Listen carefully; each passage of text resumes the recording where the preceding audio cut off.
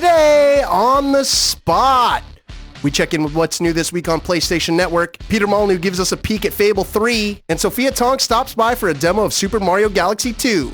Today on the spot.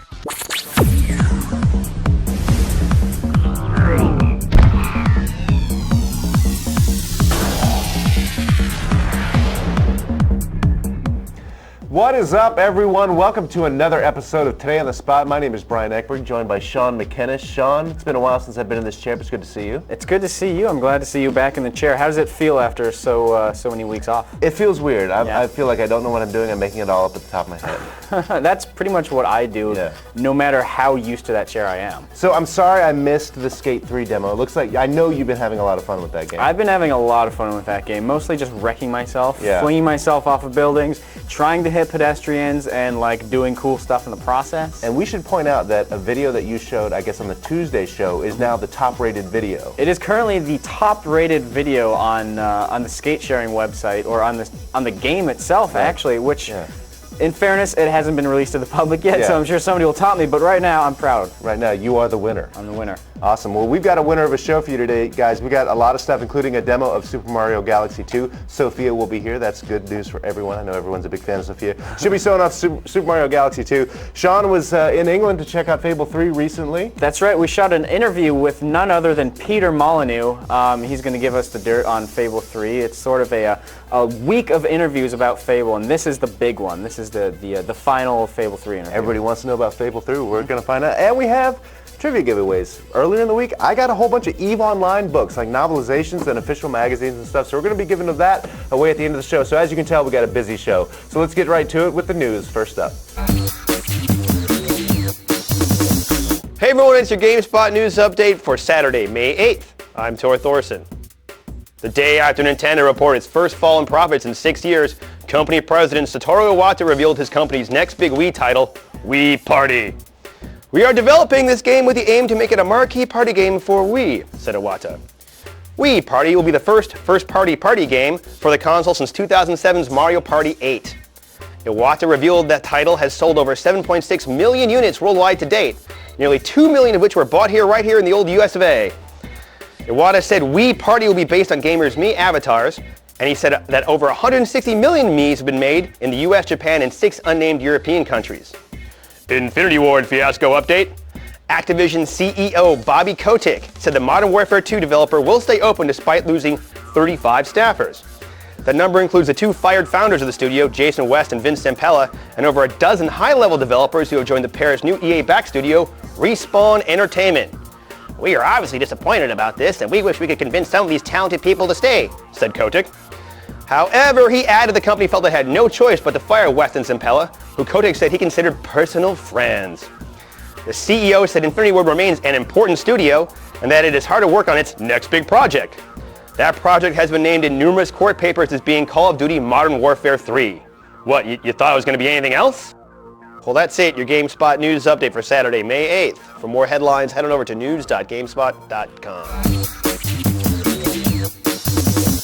Sean, I've been feeling a little bit under the weather the last few days. Oh yeah? Yeah, I had a little bit of a cold, I think. Okay. And I thought I narrowed it down to one of 2 possibilities. All right. Number one, I caught something from my daughter who's been sick. Okay. Or B, probably the science, is that I haven't heard enough about what's going on in PlayStation Network. Well, Brian, you're in luck, my friend, because we have your cure right here. It's called This Week on PlayStation Network. Take it away. And now it's time for This Week on PlayStation Network, your weekly update on what's new at the PlayStation Store. On the downloadable games front, for the PlayStation 3, there's Lead and Gold, Gangs of the Wild West, a third-person shooter delivering an intense team-based multiplayer experience. Relive the violent era of the Wild West as it ought to be, with adrenaline-fueled action and fast-paced gunfights. Lead and Gold, Gangs of the Wild West is rated M for mature and available for $14.99. On the PSP, fatten up your favorite princess whenever you're on the go with Fat Princess Fistful of Cake. This frantically paced and strategic game pits 2 hordes of players against each other in comic medieval battle royale on the PSP. Fat Princess Fistful of Cake is available for $19.99. Another Armored Core remake hits the PSP this week with Armored Core Last Raven Portable. You can build your own AC units with more than 500 parts to choose from.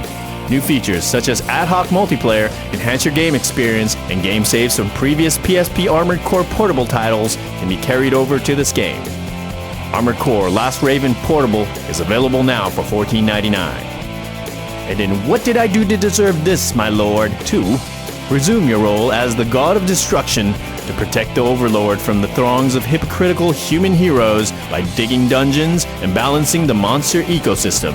With more stages, heroes, and monsters than in the original, and new systems to exploit, you'll be ready to bring on the badness back in this strategy game of increased underworldly proportions. What Did I Do to Deserve This, My Lord 2 is available now for $19.99, along with additional downloadable content that will add new levels and characters and extend your godly pleasure. On the DLC tip, this week, the best-selling PlayStation 3 game of all time just got bigger with more epic multiplayer content. The Modern Warfare 2 Stimulus Package delivers 5 additional action-packed multiplayer maps, including brand new battlegrounds and legendary fan favorites from Call of Duty 4 Modern Warfare. Available now for $14.99. And for records of Agarest War, new item packs and add-on dungeons come to the PSN, and the best part about this deal is that it's absolutely free. New in-game demos this week. The demo for UFC Undisputed 2010 hits the PlayStation Network. This demo gives you access to Maurice Shogun Rua, Lyoto the Dragon Machida, Rashad Sugar Evans, and Quentin Rampage Jackson, featured in both the exhibition mode as well as the tournament mode.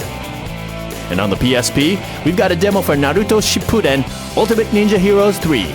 As in the full game, up to 4 players can battle it out head-to-head via the ad hoc connection, with players stepping into the shoes of one of the 4 powerful characters included, Naruto, Kakashi Sensei, Pain, and Conan, to prove their ninja worth. The 3 maps included with the demo are Village Hidden in the Leaves, Akatsuki Hideout, and Cliff of Morning Mist, giving players a glimpse of where they'll be able to strut their ninja stuff in the full game. New videos on PSN this week include a trailer for the 3D retro love letter, 3D Dot Game Heroes. The very first trailer for Dead Space 2, and a collection of videos featuring the awesomeness of the PlayStation Move. That's all the time we have this week. For a full list of items, please check out GameSpot.com and PlayStation.com for what's new this week on the PlayStation Network. So there you have it. That's your update on what's going on this week on PlayStation Network. Brian, you feel like a new man? I feel like a new man. My mom has this this cold remedy that she says fill up a bowl with salt water, stick your face in it and snort the salt water, and it will clear up your sinuses. This works way better. Did your mom grow up in the woods? My maybe? mom is a witch. She's a witch. She's a wood witch. She absolutely is. Anyway, thanks for that, Sean. Thanks for the PlayStation Network stuff. Now it's time to bring in Sophia Tong for a look at Super Mario Galaxy 2. All right, guys, as promised, it's time for a look at Super Mario Galaxy 2. We've got Sophia Tong here. How are you? Good, how are you? Freshly back from Canada. I know, I got up at 5 this morning to catch my flight. It's been a long day for you, but it's time to look at some Super Mario. We should point out that we recorded this footage earlier, right? Yeah, it's kind of hard to do it right here. Yeah, well, that gives us a chance to talk about it without having to play it at the same time. Exactly. So, with Super Mario Galaxy, tell me how the game starts off. It starts off almost looking like an old school Mario, right? Yeah, kind of, and it's like a 2D, like the side-scrolling action. So you're pretty much, well, Bowser's obviously involved again, takes the princess, and you need to go collect all the stars. Who plays it for the story, really? Exactly, yeah, who cares? Let's just get to the planets. Yeah, but it kind of unfolds like a storybook format, so it's actually kind of cool. But you jump right in to the game, and what's new here, it's like you see the Starship Mario, so this is new. When you travel through the planets and galaxies now, it's almost like the old school board where you move your ship and you move from one level to the next. So you move in this Mario head. So it's like this landscape face of Mario. And what's neat about this thing is that it kind of evolves as you play the game. So if you gain new power suits, like once you find Yoshi and stuff like that, you'll find all that stuff on your starship and you can kind of mess around with it. Nice. So this is a look at the world map, right? Yeah, so this is how the world map's going to work. This is right at the very beginning. So jump in, and Yoshi, you get him right away. So it's kind of fun. Yoshi's obviously the biggest addition this time. And yeah, it changes the game quite a bit. It's nice that you don't have to wait for Yoshi. You get him. Yeah, you just get him right off the bat. That's awesome. That's what people want. Yeah, exactly. So Well, what I've seen in this game, there's a lot you can do with Yoshi. yeah, he is quite, his tongue is so funny. So you point at anything, he can eat almost anything, I swear, and you Right. can just, either he just swallows it or you have to pull a little bit. And Okay. his tongue stretches really long. Like he can pull out like almost like these big drawers, like just move out planks. Right. He can eat the spiky things, you just have to tug on them a little. You know, the berries, obviously. So here we go. And there we go. Yeah, and like for things like bullet bills, like the giant ones that are like a billion times his size, he'll just eat them and you can fire them off at something else. So you can use them as like a projectile launcher, which comes in really handy because in some levels you're gonna need him to break like glass casings and stuff. So you know those spinies that drop from Lakitu? Mm-hmm. So if you hit them with your tongue, like they'll like kind of collapse into these roly-poly spike balls, and so then you put them in your mouth and then spit them out. So he can't swallow everything, but Right. you can use them as projectiles, which comes in handy. But yeah, like regular enemies, he just swallows them, which is nice, and like poops out star bits. So, like for someone who's never played, who maybe didn't play the first game, is it sort of a steep learning curve, or do you get right into it and you know exactly what you're doing? It has a tutorial to get you right into it. I mean, when I played the first few levels, it doesn't teach you like long jump or anything, so it kind of eases you into it. Okay. And there's definitely a lot of things that have been added to make it, I think, more accessible. Like there's a hint TV that's been added. So you'll see this green TV, and it's more than just these signs. So if you look at it, it kind of gives you a little video on like how to progress. It's like in case you're stuck. Like if you have a new power, you're not really sure how to use it, it gives you a little video on like what you should be doing, and it's in the level that you're playing as. But it's not like the super guide where it plays it for you. Right. But there is that guide in this game. It's called the Cosmo Guide. So if we see the cosmic spirit, like she will guide you through the game, but you won't get the gold star for it. So now we're looking at a level. This is something we saw similar to at the Nintendo Summit. This is getting into it, right? This is a bit more complicated. Yeah, so there's a lot of the 2D, like the 2.5D kind of levels, and you notice here it's also multiplayer. So multiplayer also changed a little bit. So you see that you have this little Luma following you, the little orange guy. So now you play as him, and the second player still uses just the Wii remote, but you can point and grab things like you did before. But now you can also shake and like kill other enemies. You can also pick up coins and like give it to you. Like you can also just hold a coin and be like, I'll pass it to you when you need it. You know, if you get hit or something, it's like I can just hold it. It can't break things as a second player, but you're a little more involved because you can actually grab enemies and like, you know, kill them yourselves. Right. But like it's still kind of like just a backseater thing. And if I don't really collect star bits on my own, so it's nice to have someone else do it for me because I just don't care as much. As a second person, do you feel like there's enough to do to keep it interesting? Well, it depends on how involved you want to be. Yeah. I know that for some people who actually just want to play the game, it's probably not going to be very exciting. Right.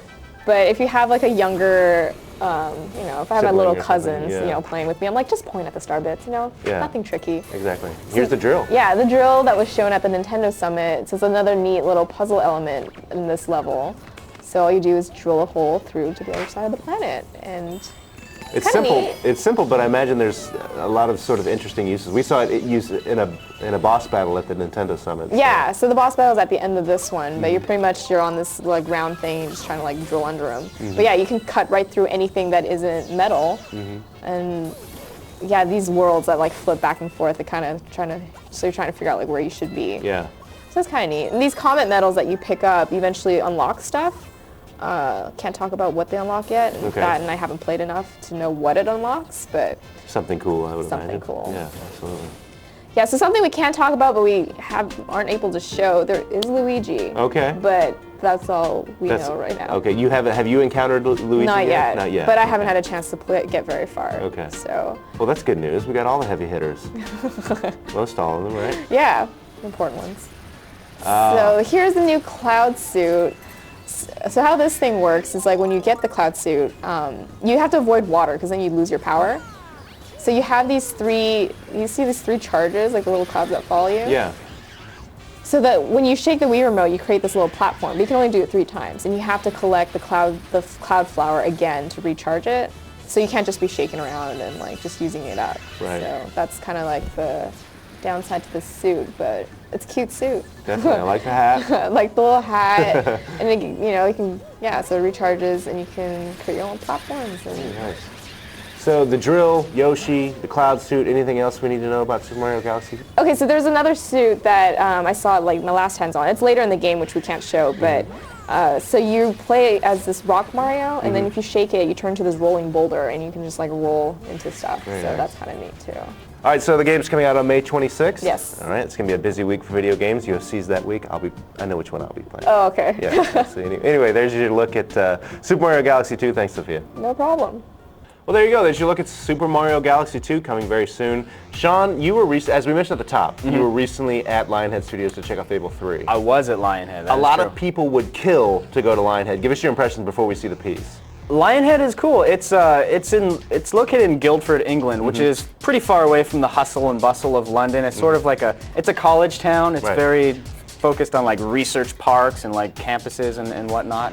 But the campus is cool. I got to walk around and I looked at probably a lot more computer monitors than I should have, given the amount that they were showing at the time. So I still don't know if they'll let me back. Yeah. But it was cool seeing it at the time. And you got to talk to Peter Molyneux. I got to talk to Peter Molyneux. We had a bunch of interviews going on all week long, focused on very specific parts of the game and even a retrospective on Fable 2. But now it's time for the general Fable 3 interview. Peter Molyneux, take it away, buddy.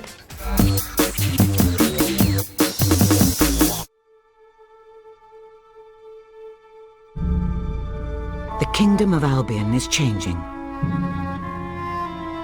The land needs a ruler. King or queen? Cherished leader or ruthless tyrant? Pure or corrupted? That future has not yet been written. Pretty much, well, every game that I can think of is very similar hero's journey. You know, it's very similar, sort of start small, work your way up to be big, some, you know, earth-shattering, terrible event coming. And, you know, I think it's, you know, when you see something that's locked in stone like that, you know, there's an opportunity to think about it in an innovational way. That's the first thing. The second thing is, it would be cool to be powerful. It would be cool to be king. But you know, to give that to you without you struggling to get it would be far less meaningful than if you had to struggle to get it. It kind of works like it does in real life. You know, our politicians, the rebels in the world that are around there, you know, they can promise anything they like on their journey to be, you know, to taking power. And, you know, every culture, it seems to me, in the world has the politicians the same. They promise the earth, the moon, and the sun before they're elected, and then when they're elected, you know, you don't get any of those three. So, you know, that was pretty simple. And so the mechanic that we looked at is this, you know, simple thing where, you know, people will say, look, I will follow you, but you have to do this stuff for me. And then when you're king or queen, when you're king, you have to promise that you're going to do this. And you actually have to sign a bit of paper which they give back to you when you're king. And then when you become king, people will come to you and say, look, you promised this? We want, you know, the money you promised, we want the lands that you promised us back, we want you to close the factories and turn them into schools. You know, there's a whole variety of these promises. At the end of Fable 2, we kind of looked at all the items which were important. We wrote a list of things. Hey, these are important to Fable. You know, the hero, you being a hero, you feeling powerful, the morphing stuff was unique to us. The dog was a really big success. The breadcrumb trail was really a success. And we started to say, hey, with these big successes, how can we make them much better? You know, so for the dog, for example, we kind of said, you know, he's a bit too well behaved, isn't he? He needs to have more of a character. And so we introduced to his mind this utter hatred of rabbits. It sounds a bit trivial, but it's actually quite an important dramatic point in the game. The breadcrumb trail, it's not only when the breadcrumb trail is there, it's when it's not, it's how brightly it shines and what it's pointing out. I think there's been some really good work done on that.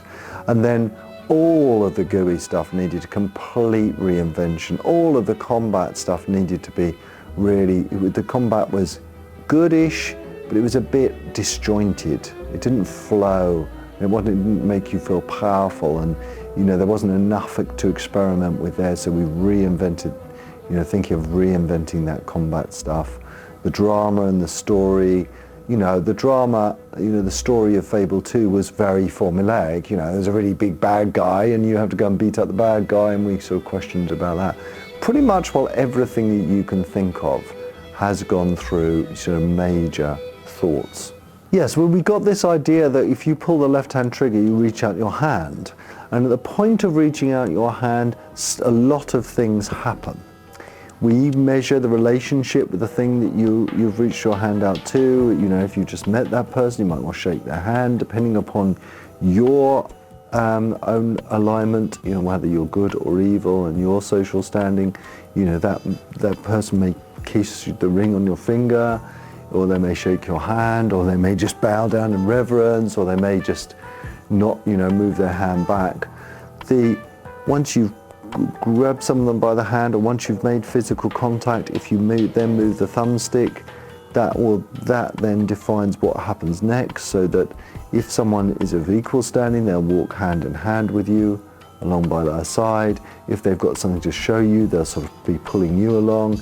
If they feel that they don't want to move, you can start dragging them along. They can change their emotional state at any time, so you could be walking hand in hand with someone, they would then get frightened and start pulling back, they get terrified and then just really pull back. You might have to end up dragging them, or even sort of physically almost carrying them. All of these things are possible with the touch system. The user interface, or GUI, or in Fable 1 and Fable 2 was very, very old school. It was pretty primitive. But actually there's a lot of gameplay in there. There's a lot of gameplay with changing costumes, with leveling up. There's a lot of gameplay with collecting. There's a lot of gameplay with, planning and quests, and all of that stuff was arduous and really tough for people to do. So we said, okay, we're not gonna have any 2D GUI anymore. When you press that start button, instead of a 2D interface comes up, you go to your regal chambers. They're called your guild chambers. It's kind of the center of your power, and in those guild chambers there are places like armories and dressing rooms and treasure rooms where you can see and touch and the things that you've collected and the things that you can change into. And in those guild chambers we've got one of the most famous people in the world, John Cleese, who's the father of Monty Python, and he is this amazing actor that is like your butler, similar to what Alfred was in Batman, but even cooler. And all of that means that we've taken that horrible, clunky, old school stuff and made it really new, feel new and fresh and different. And it just exposes so much more of the game to people. Yeah, there was always a standard question: is there anything else you want to say about the game? The only thing I really want to say to people is, we love what we do. We feel so amazingly proud that 3 or so million people in the world have enjoyed Fable, and we take that super seriously, amazingly seriously, and we really believe in the world that we are crafting, and we are going to do everything we can to make this a really, truly great game. The race for the crown has begun.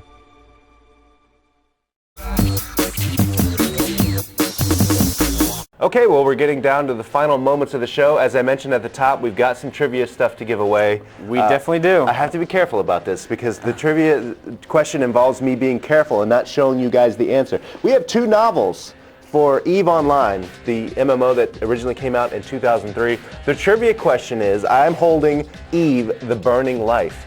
The author of this book has a very interesting name. If you can tell me the name of the author, and spell it correctly please, of EVE: The Burning Life, you will win this book, you'll win Tony Gonzalez's EVE: The Empyrean Age, and a couple of the Eon official EVE Online magazines in case you're interested in that stuff. So what is the name of the author of EVE: The Burning Life? It's not John Grisham, is it? It's not John Grisham. Okay. He wrote a prequel to this book. Yeah, it's all about space lawyers. That makes sense. Yeah, absolutely. Anyway, Sean McInnes, thank you for being here. Video Game History Month continues all this month in May, and on Thursday we'll have our next video entry on the Thursday episode of Stay on the Spot, but we'll be back on Tuesday. See you guys then.